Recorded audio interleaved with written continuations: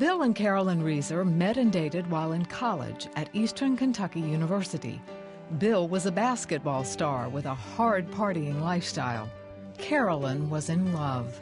I wanted to get to know him more and started asking around about who this guy is, this cute guy from New York.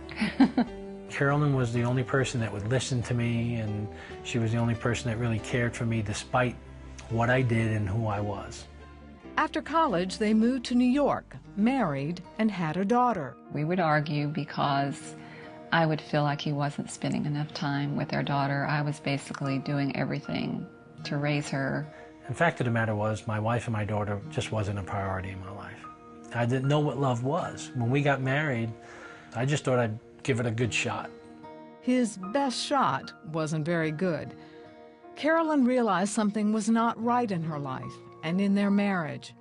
She had grown up as a Christian, but had put her faith aside since she met Bill.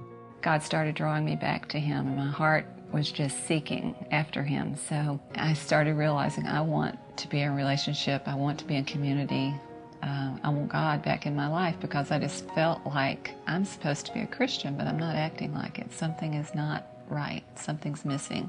Carolyn recommitted her life to Christ. Bill wanted nothing to do with God. He was living a double life, drinking heavily and using drugs. He had several affairs he kept hidden from Carolyn, until one night she overheard Bill on a phone call with his mistress. I never thought he would ever cheat on me or have affairs with other women. There's just something I never considered. I had thought he would always be true blue. I couldn't believe that that was happening to me. So at that point, we were looking at divorce. Me moving out was the only option. I knew that I lost my daughter, I lost my wife, and it was the lowest point in my life. Bill and I had talked about having a meeting to discuss a divorce and how we were going to split up everything, and I knew that I had to go for counsel and prayer before that meeting. So I went, and the pastor prayed a prayer over me and prayed for peace that passeth understanding. And I had heard that phrase all my life, never really thought about what it meant, never really experienced it. The peace that God gave me when I prayed for him to help me forgive Bill, it's just like he said yes, and it was like a weight being lifted off of me, and it was like the car was just being filled with his love. It was amazing.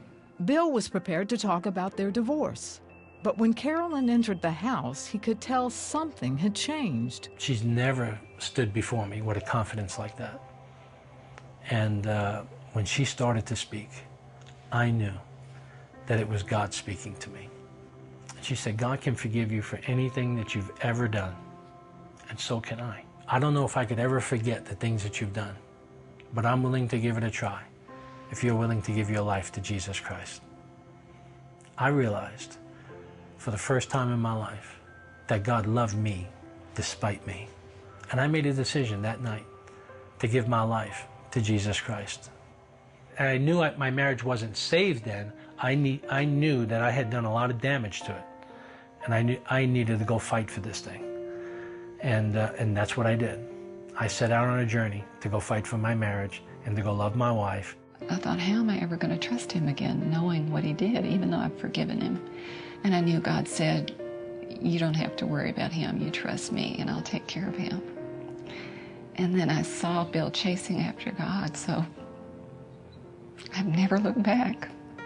I know that it's truly impossible to love someone else the way God intended us to love that person unless we've received the love that God has for us that can only come through a relationship with his son, Jesus Christ. Our marriage today is so strong. We love each other more than we ever have. We just celebrated our 25th wedding anniversary.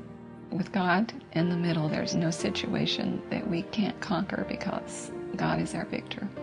And I really wish people could surrender themselves and their marriages over to him, because if he can change ours and restore it and redeem it, I know he's willing to do that for any and all marriages that are willing to do the same.